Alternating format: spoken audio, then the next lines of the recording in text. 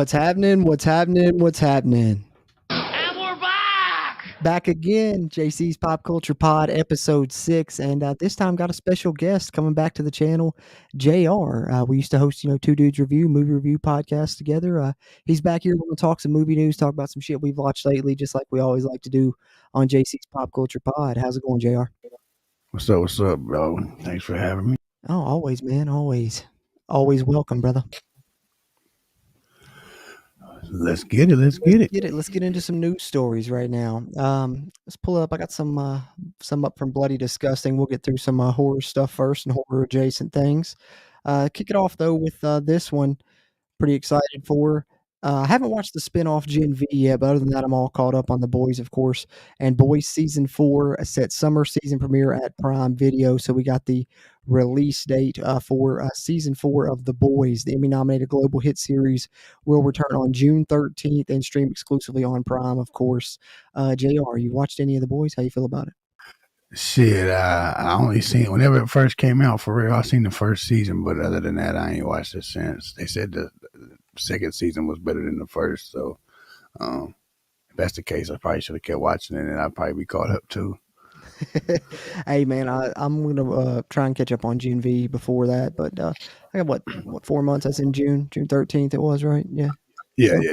So yeah, shit, man, I can catch up on that shit. I'm gonna do it. I don't think I've even seen that Gen V shit for real. I remember seeing the previews about it, but ain't it the same shit as Boys, just kids? It's like kids with superheroes, all right? It's a university or college or some shit like that. I'm not 100% sure. I need to watch that though, because I do love The Boys, man.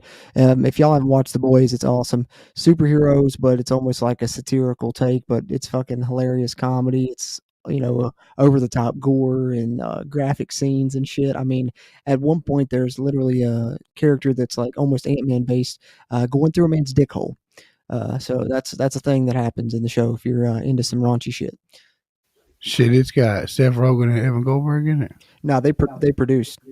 Oh, okay, got you. Yeah. But it's fucking great. Homelander right there is the man, dude. Anthony Starr is the actor. Yeah, Anthony Starr. But The Boys coming back this summer. It's one story we got. Then what else we got here from Bloody Disgusting? I got a few more. This is one. Some of these I have mixed feelings about. This is one. Lionsgate reportedly planning new versions of American Psycho and The Dead Zone. The Dead Zone, I've actually never seen. I think The Dead Zone is the one with Christopher Walken. I know it's based on the Stephen King story, which I don't feel, any type of way about that one. But American Psycho, to me, that's just one of those cult classics. How the fuck are you going to remake American Psycho? Because who the fuck's going to top that man's performance, JR? But shit, that's the GOAT Batman. So ain't nobody topping him. God, here we go. Here we go with this fucking debate again. He's not the GOAT Batman, JR. Yeah, bro. That's the I was gonna put my shorty on it the other night, but I didn't want to do that to her without showing her Michael Keaton. Show her this. If you want to show her a great Christian Bale performance, show her American Psycho. Nah. See, or matter of fact, show her Batman Begins, and then you can show her The Dark Knight, but he's not the best Batman in that one. It's Heath Ledger steals the show. He was overshadowed by his villains always. Yeah, right. Except Batman Begins, I will give you. He was good. Here's my stance. All right, we're going to get into this because we got to now. We've opened up the can of worms. This is my stance before I get a lot of hate in the fucking comments or whatever, because I know a lot of people probably feel the same way JR does. I love the Dark Knight trilogy. I think they're great movies. But I don't think they're necessarily great Batman movies as far as traditional Batman that we knew and loved from the comics. To me, a better representation of that, a closer representation of that, or to what I would like to see, Robert Pattinson. Robert Pattinson's the Batman, bro. Okay. I mean, the movie was quintessential, like Batman, the detective side, the way Gotham felt, like everything with it to me was more perfect, like Batman territory than The Dark Knight. Was it a better film overall? No, but I like it better as a Batman movie. To me, it's the best Batman movie ever. I think Christian Bale, here's what I think. I think for Batman Begins, he bulked up, But then in between Batman Begins and before Dark Yeah, Knight, he was in a couple other movies, like I think Mark Wahlberg's The Fighter, where he had to play a dude that like had drug problems and shit, and he got real skinny, and another yeah. movie as well. And then so in Dark Knight and Dark Knight Rises, he was fucking skinny as hell. They changed the suit; it's this ugly puzzle piece fucking suit in Dark Knight Rises. I don't like that, so I like the way he fit the character better in Batman Begins. I love the Batman Begins suit, and I hated the suit in Dark Knight and Dark Knight Rises. And thank you for coming to my fucking TED Talk. That's why Christian Bale's like the third or fourth best Batman at best. The only way he won't be the GOAT Batman is if Robert Pattinson's the Batman has like a trilogy and that shit just, Bro, you tops don't everything. you can literally sit here and tell me that Ben Affleck was not better. Like Ben Oh, Affleck's he was, but was we not, never got okay. So we what? didn't we didn't we didn't get a legit Batman. Well, We so got Batman how versus can Christian Bale Superman. be the goat if you just said Affleck was better? You just like to give And me he was hell. That's what it is. it was in an ensemble. In an ensemble, Affleck was better. You didn't And get to see him solo though. and I fucking love like Affleck's the warehouse scene in Batman v Superman, maybe one of the greatest Batman scenes ever. But I Yeah, still don't put Affleck above Keaton either. But I'll take Affleck, I'll take Keaton, I'll take Pattinson. I'd even take Kilmer over Bale personally. I'll take Val Kilmer over Christian Bale. Fuck it. popular opinion: Val Kilmer, George Clooney, better than Keaton. Bro, suck my dick. I can't even take you seriously for anything you say the rest of the fucking podcast now. That's All right. real still. And on that note, let's get back to the story. From Bloody Disgusting. So remakes may be coming for The Dead Zone and for American Psycho. Let's see where this is coming. Snyder reported in last night's Insider edition of the In Schneider newsletter. Of course, American Psycho, based on the Bret Easton Ellis novel. Christian Bale with a fucking amazing performance, one of his best, much better than he did trying to portray Bruce Wayne / Batman in the Dark Knight trilogy. The sequel that they're talking about was absolutely terrible. Don't watch it. It was a piece of shit with Mila Kunis in it. God, look at Christopher Yeah, it's Walken, Christopher bro. Walken in The Dead Zone, bro. The Dead Zone, Stephen King novel from 1979, 1983 film from David Cronenberg. I did not know Cronenberg directed The Dead Zone. All right, I need to watch the fucking Dead Zone. I might do it in the near future here for the podcast. Maybe it'll be a commentary or something. But yeah, young Walken was the shit. Look at that man, dude. He could fucking swoop your girl like nothing. Look at that. It's got his collar popped. Like he's out there just slaying chicks, dude. Bro, he looks like he's a fucking what's that dude from SpongeBob, the hash string straggler, or the strangler guy? You know, I'm talking about the hash slinging slasher guy. That's what he looks like. Dude, he looks like he's been up all night doing coke, and he is still gonna take your girl. 100%, bro. But no, I think in the Dead Zone he like has premonitions and stuff and everything. I'm pretty sure it's a cool story. I know the basis of it, but I should probably read the book and watch the movie. But anyways, they're remaking it. JR, how do you feel about them remaking, some classics there? I guess I know American Psycho is a classic. I guess The Dead Zone would be considered at least a cult classic. But what are your thoughts there? Let's get into a little remake discussion. Shit, I have never seen anyone, so I'll probably will be more tuned to watch the new ones if they came out, because I never seen the old Candyman, and when that new one came out, I went and peeped it. So I think that's a good point though, because that is one good side of remakes. I think is sometimes when they're remaking something and then you get people like bitching about the remake, then it makes people be like, well, why do people love the original so much? Let me go watch that shit. And people will go watch Mhm. that before they watch the remake, or they'll watch the remake then watch the original. So yeah, that is the good side of it. But I wanted to get into a little discussion about it because the next story I got from Bloody Disgusting is one that I know has been a hot button topic for a lot of people because this movie is considered even more classic than those. And obviously, with who was the lead actor, Brandon Lee, son of Bruce Lee, and the tragic story behind the movie. You're not even talking about the movie itself. Obviously, it involves the tragic story in the movie's plot, but talking about Brandon Lee's tragic backstory, and that, of course, is The Crow. And the Crow reboot has been long talked about. I think for a while, Jason Momoa was tied to it. He left the project. Bill Skarsgård came back in. We hadn't heard shit about it for a while, but I guess it's all done, post production through and everything, because it's coming out this summer as well. It's slated to release in theaters June 2024. Will be in theaters June 7th. Directed by Rupert Sanders. He directed Snow White and the Huntsman, Ghost in the Shell, Bill Skarsgård, of course, already played some horrific characters. Played Pennywise in It, did a great job. He's playing Eric Draven, of course, the Crow. Singer actor FKA Twigs co-starring. Danny Huston also stars. I remember him from one of the vampires from 30 Days a Night. I believe he was the lead one. Laura Byrne, Sammy Buhala, and Jordan Bogler also in the cast. Obviously, The Crow 4K is coming out, I think, about a month ahead of this as well. Seemed like they planned that to coincide, but I know a lot of people are pissed about this one because The Crow is fucking a beloved movie. I've never had the privilege to watch The Crow. I plan to do it before this Me neither. releases in June, so I'll probably review both of them. JR, maybe we'll try and watch it together then or something. But you know the story about Brandon Lee and shit, though, don't you? I remember you telling me, bro, but I smoke a lot, so I think I remember him. I think he died or some shit or something. It was pretty While much filming a fake bullet or some shit, right? It was supposed to be a blank or whatever, and somehow it wasn't a blank. It was basically turned into a live round, and he ended up dying from it and shit. So I think they used a stand-in to even fill in some like of the final scenes. They had pretty much most of the movie filmed, but then so we get to finish it. I think it was like right towards the end. I think they were doing some like reshoots and shit at the time, I'm pretty sure, or something. So no, he didn't get to officially finish it. So he never got to see it. But everyone fucking loves the movie. The movie's like it's crazy because like the story of The Crow, which it's actually I think it was a comic or a book before, if I'm not mistaken, that it was a movie. But in the story, basically it's a guy and his girlfriend, they get killed, and then he comes back like as a ghost type character, The Crow there, you see him with the makeup on, which that movie also inspired Sting's makeup.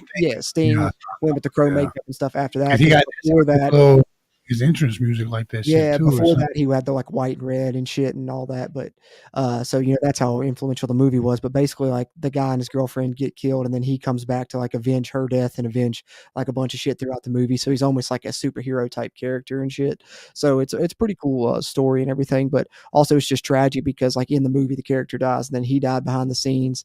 So definitely it's one of those things where it was an amazing performance too, similar to like you could compare to like Heath Ledger's Joker and stuff. Definitely. And Brandon Lee, man, he was a hell of an actor. I know Showdown in Little Tokyo is my favorite Brandon Lee movie. Him and Dolph Lundgren in a fucking buddy cop action flick. Have you ever seen that, JR? Hell no, I never even heard of it. Oh shit, man, you have to check that shit out, bro. Yeah, Dolph Lundgren, that big motherfucker foreign guy. Ivan Drago from fucking Rocky. Rocky shit. Yeah. Okay, damn, I didn't even know that. Yeah, man, it's fucking funny as hell. Him and I didn't even know Bruce Lee had a kid. Yeah, Brandon Lee, man, that was his son. Yeah. So I don't know. I know a lot of people are upset about it, just because of that. They don't want to dishonor him. They don't want to dishonor the sequel. I mean, the original film. But from what I've heard, the original film wasn't following the like book or comic, whatever, that closely. So maybe they're trying to do more of a true adaptation of the comic versus, trying to remake the original movie. So we'll see. Hopefully it turns out good. Like I said, I'm gonna check it out in June. I'm gonna check out the original, then check it out. And then the last thing I got here from Bloody Disgusting anyway, and then we'll switch gears and get into some other genre topics. But this one we've talked about, JR. I think me and you talked about this in the past when it was first. Some of the casting was announced on Facebook for Goat. Man's in it. Jordan Peele, psychological horror type movie, sports related as well. I think I talked about it. It was one of the first episodes of JC's Pop Culture Pod, but adds Julia Fox to the cast as the female lead. And Julia Fox. So what is she? Have you seen Uncut Gems? No. Watch. They said that's Adam Sandler's best movie. Yeah, it's his best in a while. But first of all, watch it for Julia Fox alone in the movie. Oh my gosh! Yes. Oh yes. That picture right there is just not even touching the tip of how hot she is in that movie. But I'm glad to see her pop up in another movie because not only is she a looker, she's a great actress too. But Marlon Wayans set to star in a horror movie from Goat from Jordan Peele's Monkey Paw Productions. Of course, we reported that in the past, but now we've learned that Julia Fox will star alongside as the female lead. She'll be playing. Like I said, the female lead, fucking just said that right. Tyree Withers was also recently signed on. He's from Atlanta. Justin Tipping from project known as Kicks. I don't know what the hell that is. Will direct the sports themed psychological horror tale for Monkey Paw on Universal. let's see what else we got here.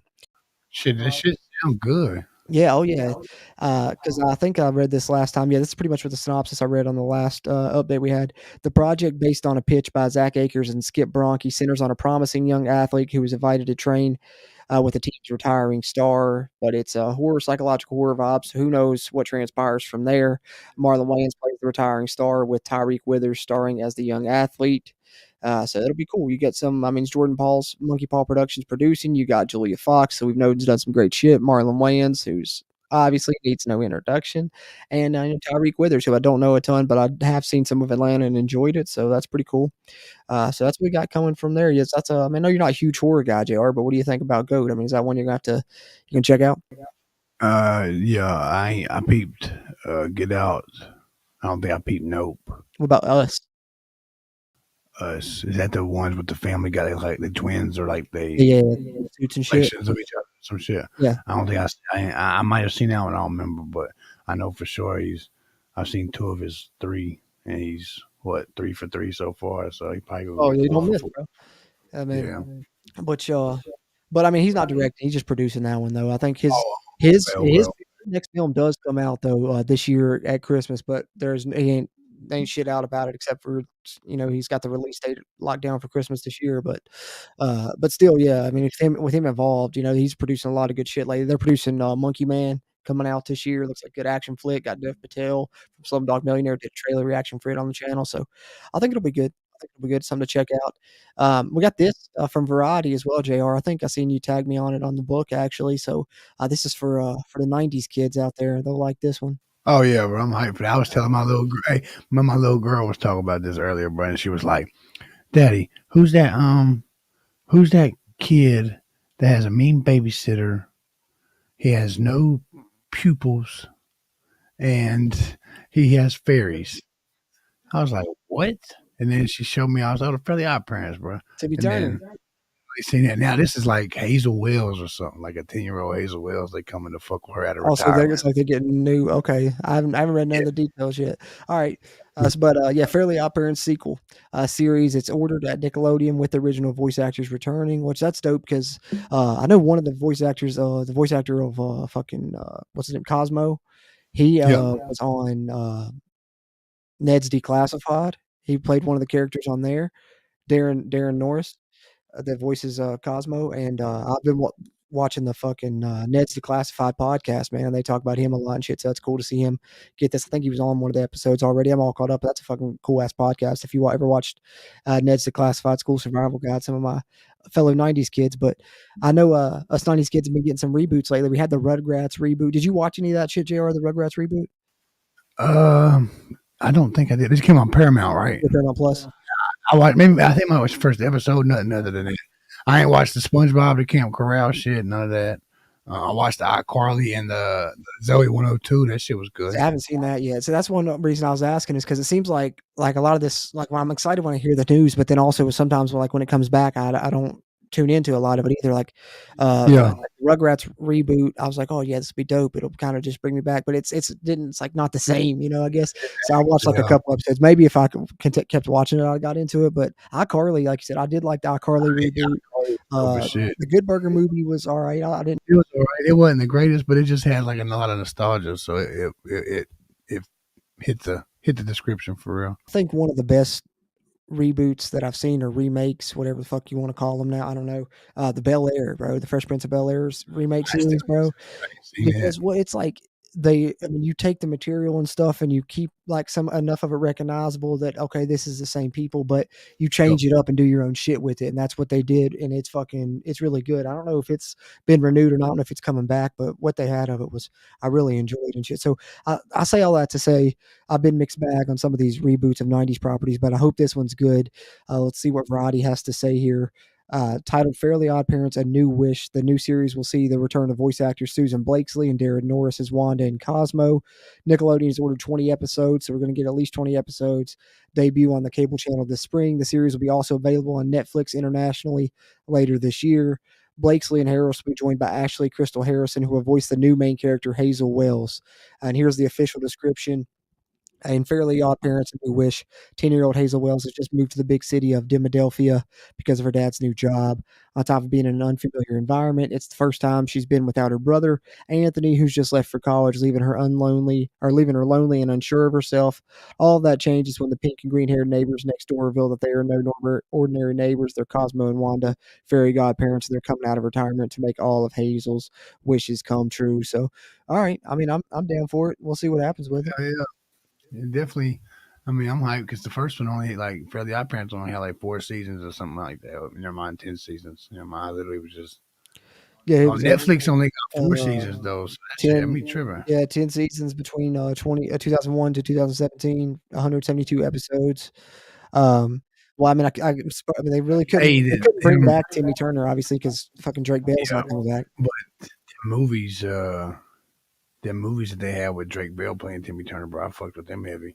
See, I don't even know if I ever watched them, bro. The like live action shit. See, I never watched the live action shit. I don't even think I ever seen. I know they did like the crossover shit. I don't even know if I ever watched that with Jimmy Neutron. yeah, but didn't they do a live action crossover too with somebody? I thought I can't remember. Maybe I'm thinking of something else, but They might have shit. I don't remember, but I know what thought you're they talking did. about. Now, one of them live action movies is a crossover, I think. Yeah, that's maybe what I'm thinking of then. But I never really watched. I mean, I just watched the series really when it was on. But I might check out this and just see how the shit is. But speaking of reboots, that's a good transition into the one little reboot topic I got here, or I guess reboot adjacent, because it kind of goes along with what I was saying there about Bel Air and shit. Like if you're gonna reboot something, at least do something different with it. Like if we're gonna have all these fucking remakes, maybe they're not making be like direct remakes, right? Like something original. And how about this Ferris Bueller spin-off, which at first when I heard, oh fuck, they're remaking Ferris Bueller, but the way they're doing it is like a spin-off style shit. Sam and Victor's Day Off. So do you remember when they fucking take his dad's car to the place and that dude has it and he's like on that joyride with it and shit, like the Yeah, mechanic or yeah. whatever? So I think that's either Victor or Sam. So pretty much it's him and like a dude that he's with, and everything that they do while they have the car and shit is going to be the fucking movie. I'm pretty sure. Damn, so they must have kept it pretty long time. Yeah, so it's like Yeah, think that. they kept it Yeah, a I pretty think a fucking bunch of long time, right? It's what was it, yeah, 40 years? yeah, like fuck. So I'm guessing it's just going to take place in the 80s still, obviously. But fucking, David Katzenberg is on to direct the follow-up movie. It's going to be titled Sam and Victor's Day Off. Let's see if we got so many details here. This comes from the Hollywood Reporter. Taking place on a single day, the film centers on the two titular valets who borrow the Ferrari. Yeah, it was a valet, not a fucking mechanic. That's what it was. I'm fucking tripping. Belonging to the father of Alan Ruck's character, Cameron Fry, and John Hughes' original 1986 film. Here's my only issue with this. Like I said, I don't have a problem with it as far as if you're going to do a remake, do it like this, do something different. That's cool. But it almost goes along with what we was talking about with Brandon Lee, right? John Hughes, one of the greatest writer and directors of all time, in my opinion. Some absolute fucking banger classics. When you think of good movies from the 80s and 90s, I bet you at least two or three of them you names probably John Hughes involved. But Not the Breakfast you shut your fucking mouth. Club. Breakfast Club, top 5 greatest films of all time, in my opinion. But John Hughes, I mean, counting Home Alone, Christmas Vacation. I mean, you can go down the list. But the only thing is, you don't have John Hughes. Obviously, he passed away in the 90s, early 2000s. I can't remember. But so that's the only thing that gives me pause on this is you don't have John Hughes attached. And it's something that like he can't speak on, you know what I'm saying? You don't want to dishonor him, much similar to what I was talking about with Brandon Lee. So I don't know. We'll see. But Katzenberg, who is known for his work as director and executive producer of The Goldbergs, along with Warner Brothers hit film It. His other directing credits include Average Joe, 911, Lone Star, Young Rock, and Mighty Ducks Game Changers, which that's Mighty Ducks. As a huge Mighty Ducks fan, I literally Yeah, I was about to ask you. I wasn't. bro, that's what I was about to talk about. This is how you can tell that there's just so many fucking remakes that sometimes it's like you don't even want to give them the time of day. And I think also once that project Emilio Estevez wasn't involved in like the second season, then I was like, well, I didn't even want to go back and watch the first season then if it was going to change. But I literally remember when I was a kid and I'd watched the Mighty Ducks trilogy and I wanted there to be a fourth movie so bad that I can remember literally going to bed at night and as a kid I dreamed that there was a fourth Mighty Ducks movie and I was watching it and shit. I mean, I couldn't tell you what was happening and shit, but I literally remember Yeah. having that dream. Yeah. And so literally, 20 years later, get a sequel series or whatever, reboot series It's with some bullshit. Emilio Estevez and some other characters. And bro, remakes have been overdone so much that I don't even want to. I've never even watched it, and I fucking loved the Mighty Ducks when I was little. So I ain't either. I seen it only got what Emilio. What's his name? Emilio Estevez, he's only in the first season. I think it was Josh Duhamel, or somebody replaced him in the second season. I think I can't remember who it was right off. He's the reason there was a Mighty Ducks. Why the fuck not? You can't have the Mighty Ducks without him. Right? I know that's the Mighty Duck Man, bro. Emilio. Fucking Gordon Bombay, the Minnesota Miracle Man. So I don't know, man. I guess it's kind of I'll say all that to say there's a shit ton of remakes, and this kind of first portion of the podcast is a lot about remakes, some of which I'm lukewarm on. American Psycho, Dead Zone, and then this one I'll watch because I mean, obviously I love Ferris Bueller's Day Off. Who the fuck doesn't? So I mean, I'll check it out. But there's some that I'm excited about because it's not necessarily a reboot as much as a sequel series, and you're probably bringing back the main star, and it's a guy that's really big right now because of Reacher Oh yeah. and other things. Oh, we're talking Alan Richardson, and we're talking Blue Mountain State. Deadline reporting this Blue Mountain State sequel series is being shopped around. So this isn't officially in the works yet. It's got to be bought by a studio, got to be made and shit. But the thing is, Alan Richardson is attached, so that gives it a good chance of being bought right now with how hot he is because of Reacher and everything else he's involved in. I know Ordinary Angels just came out in theaters. He's in that movie. I believe it just dropped this week. So that's obviously going to hopefully help this get bought. And it's fucking crazy because I was literally just thinking the other day I saw an advertisement for Blue Mountain State or saw it on a streaming service and remembered how fucking funny this show was, JR. I was like, man, I'd love if they did something with that. I know they did the movie, like it was like I think a Netflix or whatever it was movie, later a sequel movie, but a sequel series. Let's see what the premise is talking about here, JR. You was a fan of Blue Mountain State, weren't you? Yeah, hell yeah, bro. You put me on that shit. That shit was funny as fuck. Hell yeah. It's a great comedy series. Hopefully they put Johnny Manziel in that bitch if they do. Oh, I saw that he said that he wanted to be in it. He said he loved it. You gotta know. I mean, you got. It's only right. You can't not do it for real. You got to. So here's what Deadline has as far as the Blue Mountain State potential sequel series. Cult college football series of Blue Mountain State making a comeback, a sequel to the 2010 comedy, hit the TV marketplace with Alan Richardson set to reprise his role as Kevin Thad Castle. The original series co-leads Darren Brooks and Chris Romano are also expected to be back for the follow-up from Lionsgate. According to sources, the project has not fully landed yet with negotiations ongoing.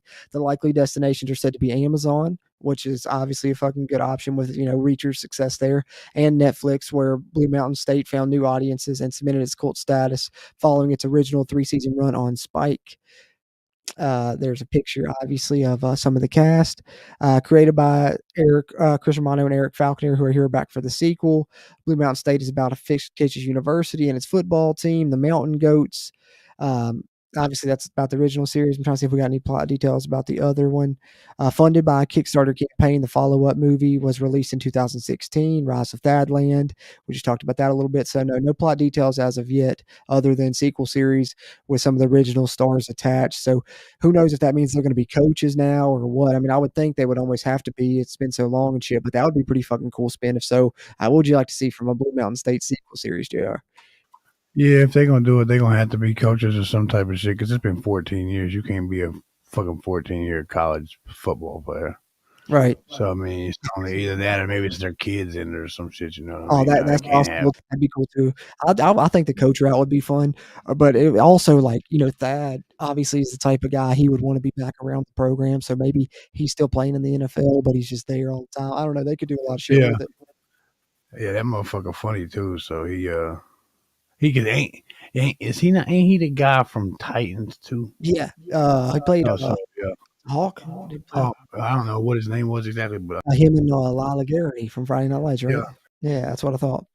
All right, yeah. So that's that could be in the works. Looks like could land at Netflix, could land at Amazon. So that's what we got there.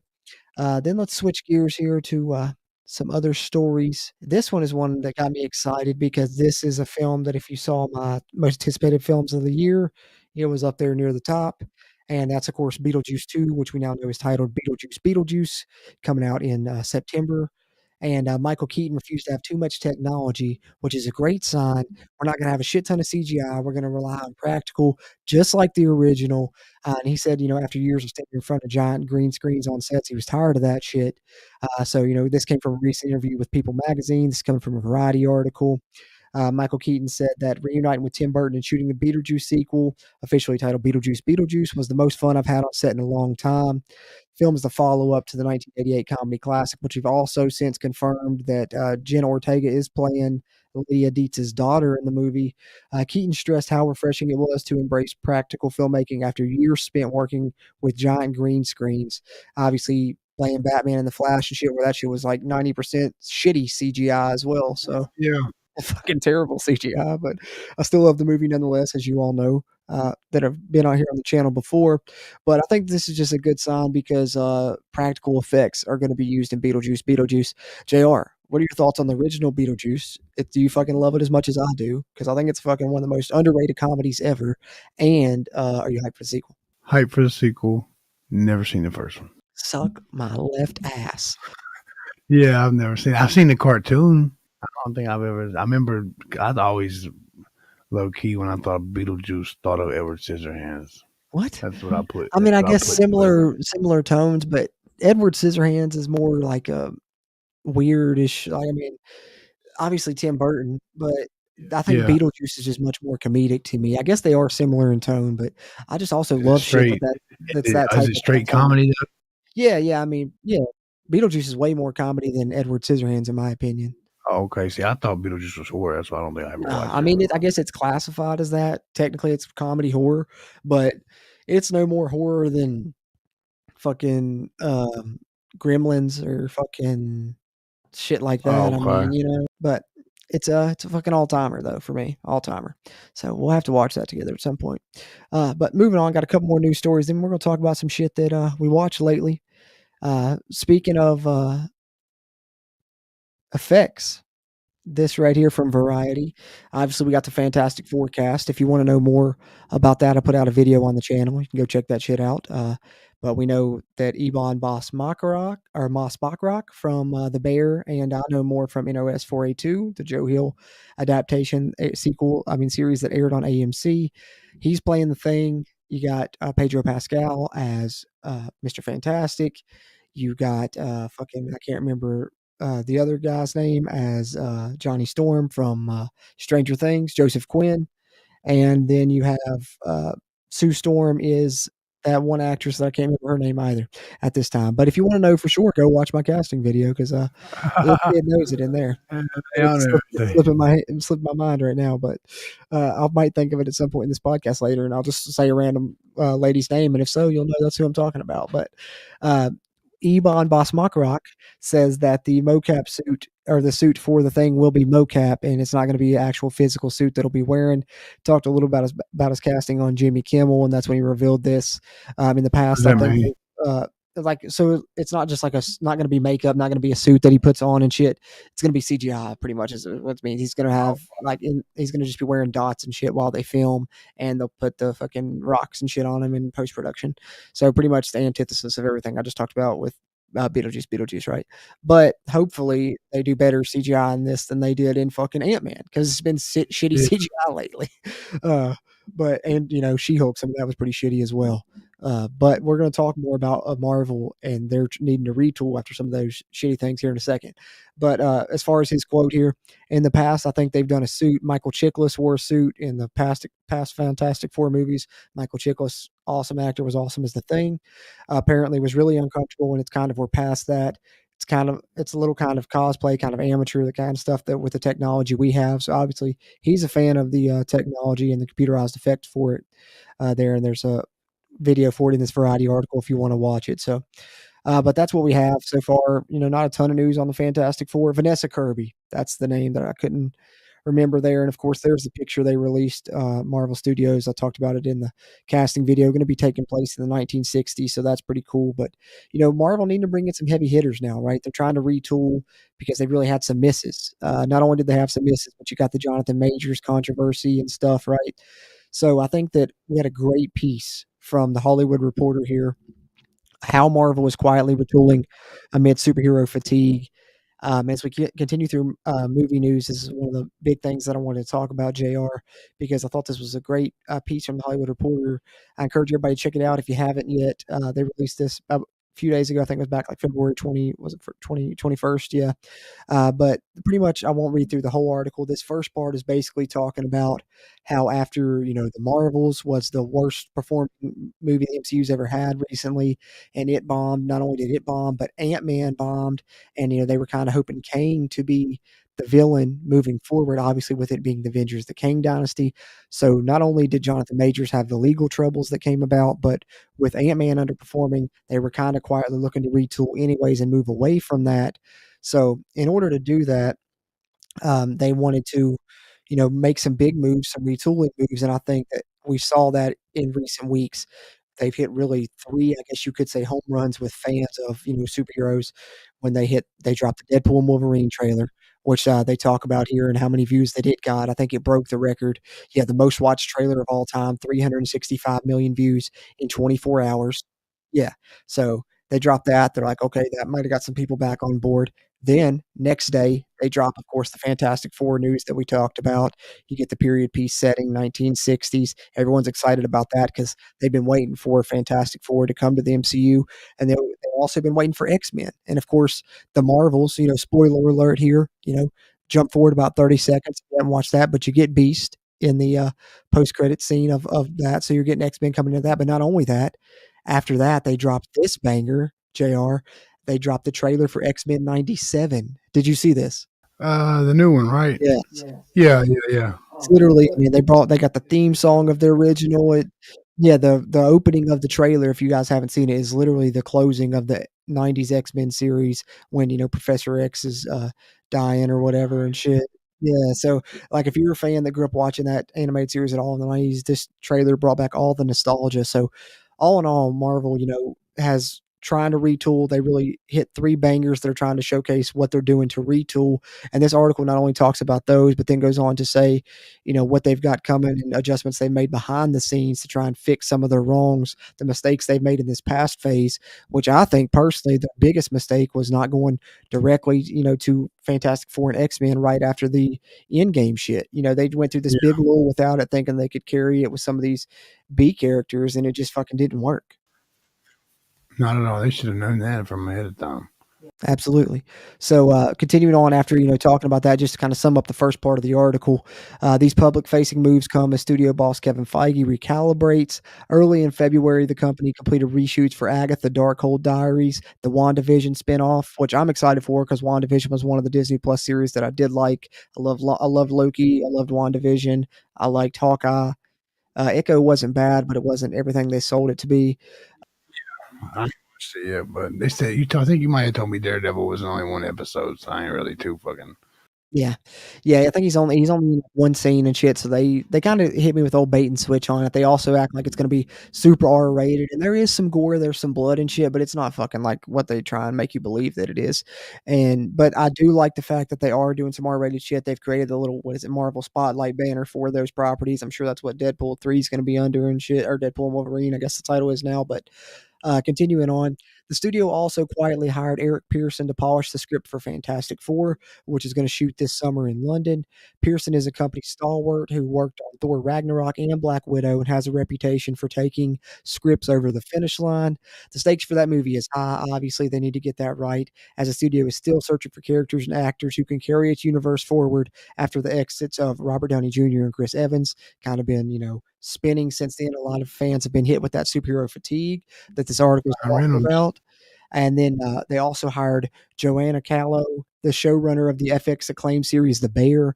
I know I haven't got a chance to watch that series yet. I've heard nothing but good shit from anyone that's watched it. It's racking up a ton of awards this year, and that Joanna Callow has worked on the script for the Thunderbolts, another big movie. It's going to be a team-up movie for Marvel that's a lot of people are interested in. The Hollywood Reporter officially learned that and broke that here. The film is going to begin shooting in March in Atlanta. Her hiring adds a flare of prestige to the project, which stars Florence Pugh, and according to a source who has read previous drafts of the script, centers on villains and anti-heroes going on a mission that was supposed to end with their deaths. So that almost sounds like a Suicide Squad type shit for Marvel. Yeah, Does that not sound like a 100%. Suicide Squad? That's exactly what that shit sounds like. It does, but it will probably work too. Um, Marvel is also cleaning in the creative mess left in the wake of the Jonathan Majors shit. The once rising actor cast to play the linchpin villain in the next Avengers movies, but in December was found guilty of reckless assault and third degree and harassment. But Marvel dropped Majors hours after the conviction and is rewriting those movies, which will now either minimize the character or erase him entirely. The first of the new Avengers movies, which is coming in 2026, was going to be titled Avengers the Kang Dynasty, but it's going to be getting a new title now to remove the character's name.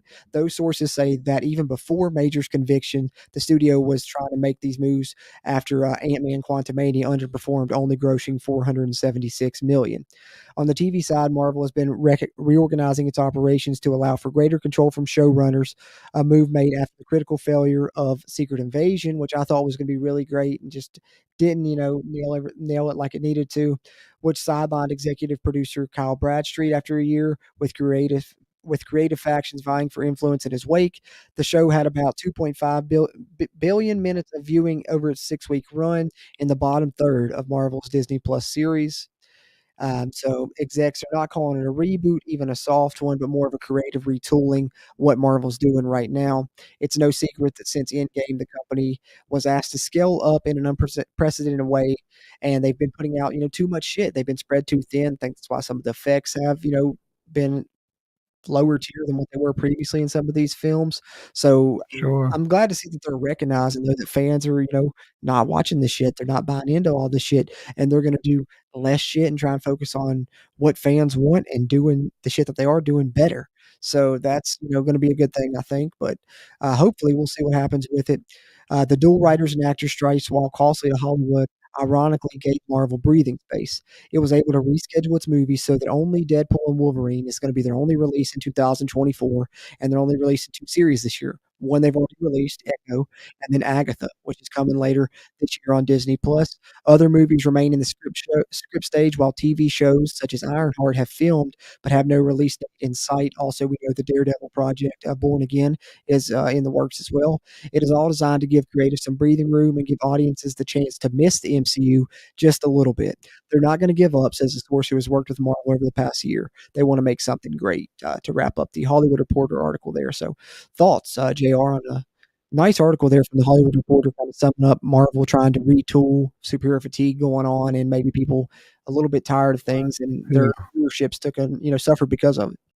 Shit, I mean, I feel it though. For real, they ain't really had nothing hit this year. This whole year ain't been nothing, or not this year, my fault, but like all last year, they ain't really have Last nothing. few years, really. Maybe Guardians 3 was the best Marvel movie, I think, last year. Yeah, 100%. That's really the one thing that I mean, I know there's some other movies that people have liked in between and stuff, but that's the one movie that universally I think everyone has liked pretty much since Endgame. Yeah. So, they definitely need to make some moves, but I think obviously seeing Deadpool and Wolverine, I think that has the potential to not only bring them back, but I think it's gonna be Endgame, Infinity War type box office I take numbers. that back. I say Spider-Man Yeah, let's 3 not with forget the 3. No Way I Home. Don't forgot forget the No Way 3. Home. Yeah, I'm tripping. I just remembered that. Yeah, Yeah. No Way Home, 100%. Yeah, we about fucked up. No Way Home and Guardians 3, but outside of those, which No Way Home I almost consider tied in with that, even though it's, like, different and it brought in, all the Spider-Man, yeah, I guess just because Tom Holland was involved in that, Endgame, the Infinity War saga so much and shit, so, but yeah, No Way Home was fucking amazing too, so let's not forget about that, but yeah, I think that Deadpool and Wolverine has a chance to be their next, banger that's up there on the level of those for sure. Yeah, 100%. I don't think Deadpool Wolverine misses at all. But they can't they've gotta get X-Men and Fantastic Four right, because that's gotta kinda be their linchpin going forward probably. And whatever they 100%. do villain-wise, which I guess now is that we can address a little rumor that's been going around because we got the Fantastic Four cast, and all of a sudden, there started popping up these rumors on the internet, JR. Henry Cavill tied to Marvel, Henry Cavill tied to Marvel. And we haven't seen any official news about anything with it yet that he's officially been cast, but it's a ton of smoke with that. And I've seen a lot of Yeah. rumors about Doctor Doom. So how would you feel about Henry Cavill, switching over to Marvel, playing a villain, playing Doctor Doom? I think he would nail it. I think Henry Cavill can do fucking anything. I think he's an awesome Yeah, actor. 100%. Yeah. But I hate what happened to him with Superman. But I forgot. I've seen something on the book, but it was talking about his shit wasn't going to be Captain Britain that he wanted to be, and it's not going to be Doctor Doom. neither, huh? Yeah, it's somebody else. I forgot who If it was, bro. yeah. I want to say it's in the X-Men's. I was about to say, if it's true. Oh, they will say it's in the X-Men universe, huh? Yeah, but I'm pretty sure. I mean, I'm pretty sure it's been confirmed that he is in the He's the cast. Marvel universe. He just ain't come out and said I who know I've seen exactly. a ton of smoke of it. I just don't know if I've seen it from any like Deadpool, Variety, Hollywood Reporter, or anything official like that yet, or Marvel themselves. So I always just Oh take no, the I ain't smoke seen it until I from see it there. from there. But yeah, I definitely have You seen know, it like popping up a ton. I take my little shit I see on the book and run with it. If it's true, it works. Which well, that's the thing though. He's like, because usually you might see like, if you see it like sometimes you see some bullshit and you'll see it pop up with just one random place, right? But you've seen that pop up, boom, everywhere. And so it's almost one of those things like where there's smoke, there's fire. I feel like he might be at least talking to the Marvel or talking to Disney about something for that to be Yeah, that much smoke. So we'll yeah, see. I mean, I 100%. wouldn't be mad about it. I think he deserves something after how he ended up getting, for lack of a better word, fucked out of Superman. You know what I'm saying? Low Because key though. he quit The Witcher and then was going to come back. And then they obviously, I'm glad Yeah, for the reboot. No one's more excited for the DCU than me. I've obviously been doing updates on the channel for Superman Legacy for the DCU. So don't get me wrong there. But you can't say that Henry Cavill didn't get screwed. I wouldn't be mad that if Netflix just gave Zack Snyder the keys to the car and said, "Hey, get back in that bitch and take it for another spin." And I don't think it'll happen, bro, because um, the way that the DCU wants to do things now, with video games, the yeah, animated, the movies all connected and shit. That's why, because there's a big story, which I meant to pull that up here to talk about. Let me see if I can pull it up here real quick, actually, because this was a story that actually ties right into what we're talking about with that. I don't think it'll ever happen because I think right now the DCU doesn't want any other projects for the most part. Like the only Elseworld shit that I think that they're really going to have is the Joker and the Batman, because both those were already successful, like theatrically beforehand, and making them a lot of money. Because Superman and Lois was canceled due to the new DCU's plans for Clark Kent. At the Television Critics Association Winter Press Tour, Schwartz was asked about Superman and Lois's cancellation, saying they don't want a competing Superman product in the marketplace. At the time of the writing, James Gunn and DC Studios have not yet commented on the news. So that goes into ties into right what we're saying. So I definitely don't think that Zack Snyder's Justice League will be able to continue, or the Snyderverse will be able to continue on Netflix or anywhere else, just because the fact they're not even allowing Superman and Lois to continue on fucking, as an Elseworlds project, despite the fact they are allowing, Elseworlds films, the Joker and, the Batman. So to me, they're allowing both those to continue because they made a shit ton of money in their original films. And so, they're not getting a shit ton of money off of a CW show, off HBO Max show, I don't think, or Max, whatever the fuck it's called now. So I don't think that, it's ever going to happen, and maybe that's just me not wanting to get my hopes up because I have my hopes up for the Snyderverse for so long, obviously. yeah, But come out and fuck us. And, yeah. But also, I'm sad to say as a Superman fan, and I feel embarrassed to fucking say as a Superman fan, that I haven't watched a ton of Superman and Lois. I think I've watched like the first 5 episodes of the first season, I or first 8 episodes of the first season. So, that shit good as fuck. so how many? What is it? 3 seasons? It's about to be 4 now. So the fourth season is the final. The 10 episodes they're talking about. I need to catch up on that. If I catch up on the series, I'll probably do a review for it on the channel. But yeah, I need to do that at some point for sure. But yeah, definitely. So that's kind of the news as far as that's concerned. But that switches us right into another topic that I had here, and that involves Superman, and that is of course the DCU and Superman Legacy, which we are fucking super excited for here on JC's Pop Culture. I'm continuing to provide updates on Superman Legacy here on videos on the channel. There's a playlist on the channel about it, so you can check that out. But it's going to start filming next week. We got the cast photo. I put out a video about that on the channel. But this is from Deadline to Superman Legacy, how Rachel Brosnahan, who's playing Lois Lane, reacted when she saw the suit, and she was blown away.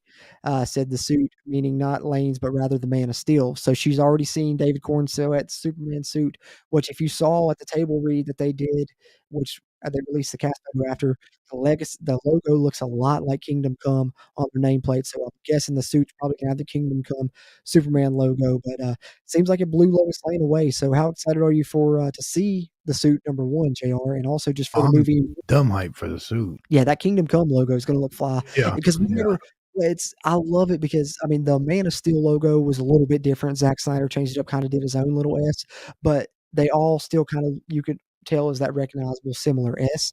The Kingdom Come is gonna look different. Like, a lot of people that haven't read comics, haven't seen the Kingdom Come logo, and be like, "Oh, shit, that's a weird looking I got Superman logo." a feeling it's gonna be like a Britain type Superman, bro. Kingdom Come remind me of like overseas or something like in I Britain. don't know, man. I think it's gonna be a great mix of, like, because you look at, like, something like the classic Superman that everyone wants and was pissed that people didn't like Man of Steel wanted.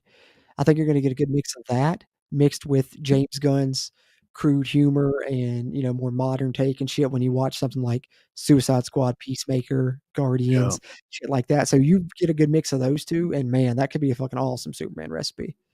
Oh yeah, for sure. I don't see James Gunn missing at all. He ain't missed with none of the Suicide Squads or not none of the Guardians of the Galaxy Guardians are or all the Suicide Squad or Peacemaker, bro. All those was hits. So if you know what I'm saying, his track resume good. 100%, 100%. So I got one more movie news story, then we're just gonna talk about some shit we watched lately before we get ready to wrap up episode 6. Appreciate JR hopping in here with me for this one. But the Appreciate you. last thing here, always, brother.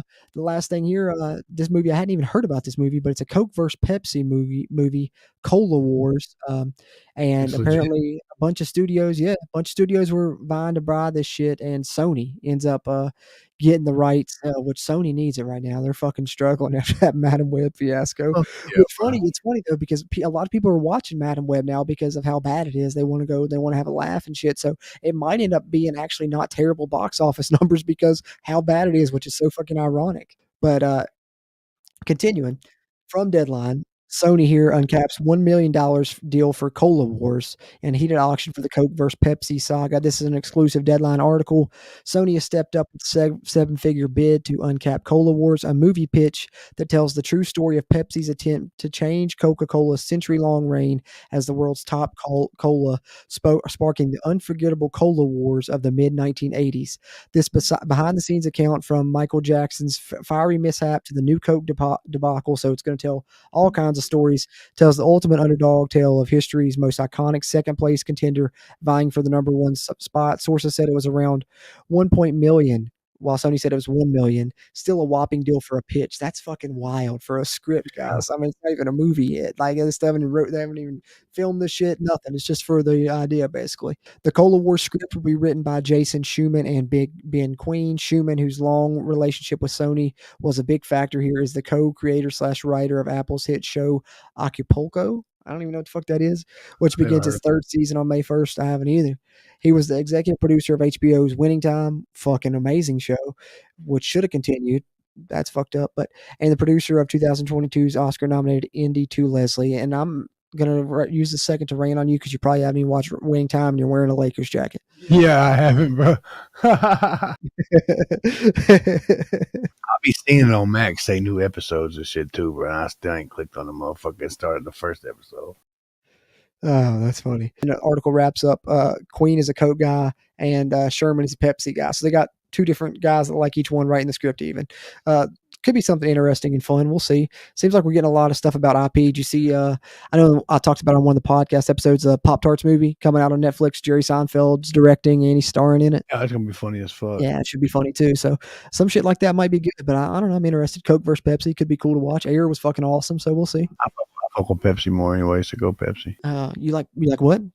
I like Pepsi better, so go Pepsi. You're fucking insane. I don't really drink either one. I don't know how they drink soda anymore, but it's like between the two, definitely Coke tastes way better. Pepsi tastes like flat Coke to me. Don't give me heartburn like a motherfucker. Any of them give me heartburn. That's why I don't really drink them.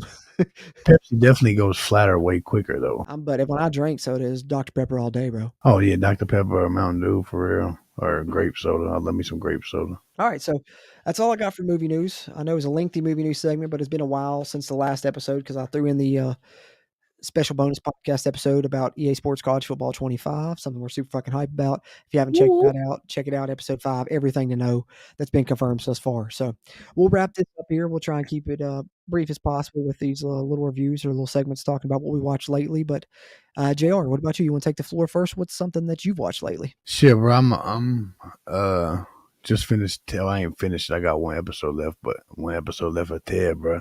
I've been fucking watching. Yeah. Jordy be taking forever, bro. She be having everybody over, and when I'm trying to watch it, I can't have everybody talking in my fucking ear.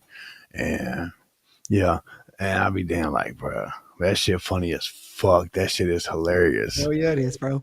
The very first episode had me hooked when the motherfucker down walked up to that girl and she was like, "Why's your hands wet?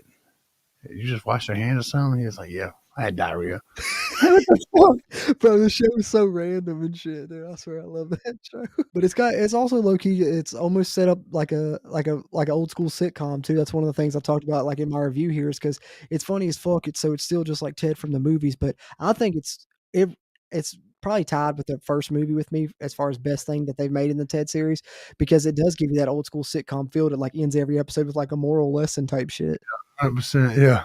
Like Full House. That kind of goes right hand in hand with something I've been watching, obviously, and I've talked about it here in the past.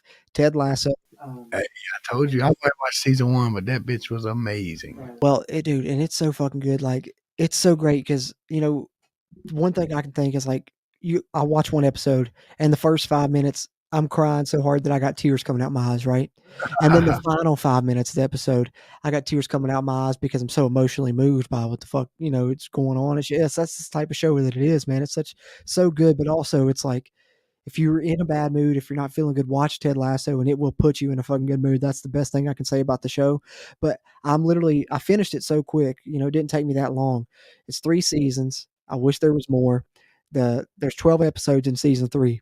I've watched 10 of the 12 episodes, and I've been sitting on the final 2 for literally probably 7 days. I do not want to watch them. I don't want to finish the show. It's so good. Same shit with Friends, bro. The same shit. Stayed on that last season as long as I could. The last couple episodes. But I'll probably try and finish those last 2 episodes this week and maybe talk about it on episode 7.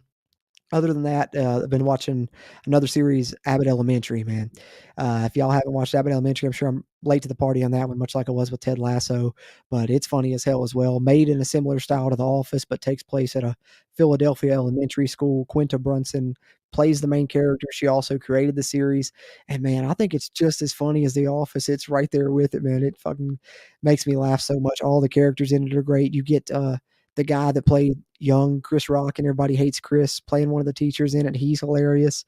And so I've watched season 1. I'm about halfway through season 2 now. I think there's 3 seasons of it so far, if I'm not mistaken, or they're about to start the 3rd season, and it's already been renewed for season 4. One of the most popular shows on TV. I believe it's on ABC on TV, if I'm not mistaken, but I know it's on Hulu and it's on Max. I'm watching it on Max. But yeah, really funny comedy. I recommend that for sure. I'd give it a high rating. Don't want to give it a review till I'm all caught up on the series for sure, but definitely a very good comedy. But other than that, I watched, of course, Lisa Frankenstein, which I won't get into too much. There's a spoiler review both up on the YouTube channel, and I'll even put it up on the podcast side if you listen to this on the audio side, which you can find on any podcast platform now: Apple, Google, Spotify, Amazon Music, iHeartRadio. Search JC's Pop Culture if you're into movies, TV shows. Hop along here for the ride. We have a lot of fun talking about that shit, and of course, EA Sports College Football as well. But I won't get into too much about Lisa Frankenstein. I'll just say I really did enjoy it. If you want to know further, check out my spoiler review. The only other thing that I watched, JR, was a documentary. I believe it's on Max. It's called The Truth About Jim, and it's this basically the premise. I won't give away too many spoilers as to what the end result is and if it's true or not. But there's a girl, and she thinks that and suspects that her grandfather was a serial killer. And throughout the series, throughout the documentary series, you certainly learn. I think it's 4 episodes. It's just a little small little documentary series that he certainly was a fucking terrible guy. And like I said, I won't give it away if he's a serial killer one way or another, but I will give this part away. At one point, they suspect he may have been the Zodiac. Of course, that proves to not be true. He was not the Zodiac killer. I'll give you that much. Damn. It's fucking crazy, man. The shit that they learn Yeah. and everything. So yeah, it's pretty fucking wild. But I I think that either way, no matter what the answers you get at the end of the documentary, I think it ends up being cathartic for obviously the family, getting some answers and like some of the other people involved that he hurt and stuff too. So I don't know, it's been crazy ass documentaries. You never know. A lot of those Max documentaries I've been watching have all been good, and I always try and talk about some of them here on the pod. But yeah, The Truth About Jim is a pretty cool true crime documentary. If you're into that type of shit, I would check it out. Same guy that made Abducted in Plain Sight all those years ago made this one, and I think he did a good job again. But that's all I've got that I've watched lately. JR, what about you? Anything else? I watched a new documentary on Netflix. American Nightmare? Yeah. Yeah, I watched that one. I watched that one too. That bitch was wild though, bro. It was crazy. Yeah, because at first, man, like, and the way they set it up, you know, you're kind of riding along with. So you riding with her, You're like, and then you switch it, like, oh shit, okay, so it's not a Gone Girl situation, Yeah. and then you realize, like, oh, these cops were actually fucking assholes. Yeah. 100%. So yeah, that was a good one too. American Nightmare on Netflix. Good true crime docuseries to watch as well. Yeah, I can't remember if we talked about that one on here in the past or not, but yeah, I'll check that one out too. I liked it. So yeah, that's pretty much all I got. Anything else, JR? Shit, that new, I ain't watched it yet, but they say it's funny as fuck. That new Snoop Dogg movie on Prime. Yeah, my peeps watched it. Said they enjoyed it. Said it was funny. So I still ain't checked it out. I need to do that too. What we got coming up? I mean, Drive Away Dolls is out. I wanted to go see it, but you know, full disclosure, right now our movie theater in town's been closed for like a year. Another company bought it. They've been supposed to open it for fucking forever. Still waiting on that to happen. I don't even know if they're fucking doing the work. So yeah, they are. Fed's been up there working with them and shit. He said so they are working on the shit. He said, I think he said by next month, for real, that they'll be open on next month. Good. That would be awesome because I know they were supposed to open, like they said originally the fall, then they said the spring. So hopefully that would be on target for the spring. So hopefully, fingers crossed for some of these big summer releases and shit, we'll have the movie theater close to us open, be able to bring you guys more reviews because I know right now Stop Motion's out and Drive Away Dolls is out. I wanted to review both those. Haven't got a chance to because closest theater near me it's playing is like an hour plus away. So, you know, maybe eventually I'll get something out for those. But looking ahead, let me look at the release schedule here. I think we got Spaceman coming out on Netflix March 1st. I might try and get a review for that. Adam Sandler. Adam Sandler's I mean, not space comedy, but space. It looks like a thriller type movie. And then Dune Part 2 out March 1st as well. Haven't seen the first Dune. I want to watch it and review it here and then review the second one. But I just don't want to get crucified by the rude Duners in the comments, man, because Dune fans are hardcore. And I don't know shit about Dune. So I don't either.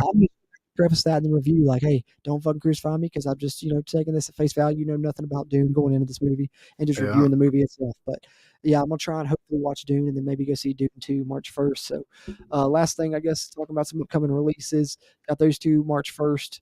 And then March 8th, we'll have Imaginary, Kung Fu Panda 4, and Ricky Stenicki out on Prime, JR, March 8th. So we'll have to check that shit out. Kung Fu Panda 4, I'm going to repeat. My little girl has a affection with Kung Fu Panda now for some reason. So Ricky Stenicki is John Cena and Zac Efron. I'm definitely got to peep that one. And it's like the day after my birthday too, so we might have to get together and peep that. And with it releasing on Prime, I might try and do a review and a commentary. We'll see. I'm hoping to maybe do that for Ricky Stenicki and for Roadhouse when they come out. But I'm gonna try and review the original Roadhouse and the remake next month as well. So some good shit coming next month. And of course the podcast is going to keep coming weekly with movie news, talking about shit we've watched. And, you know, EA Sports College Football 25 news on the channel, talking about superhero movies, talking about comedy movies, talking about horror movies, TV shows, all that good shit. So be sure, subscribe to the YouTube channel, subscribe here if you're listening on Spotify or any podcast platform. JC's Pop Culture, appreciate you tuning in.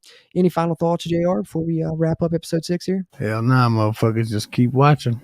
Keep listening. Yep, keep watching, keep listening. Hit that subscribe button. Helps us a ton. If you did watch the YouTube version, hitting that thumbs up button, that helps a shit ton with the YouTube algorithm. But other than that, be sure hop along for the ride here. JC's Pop Culture with me, JC, where we'll be seeing all kinds of pop culture content, movie news, TV shows, just like we talked about here. And like I said, talking about EA Sports College Football 25 and the lead up to that as well. So been a shit ton of fun here for episode 6. Episode 7 releasing next week. We'll update some more movie news and I'll watch some more shit in the meantime and try and catch up and talk about that as well. But enjoyed it.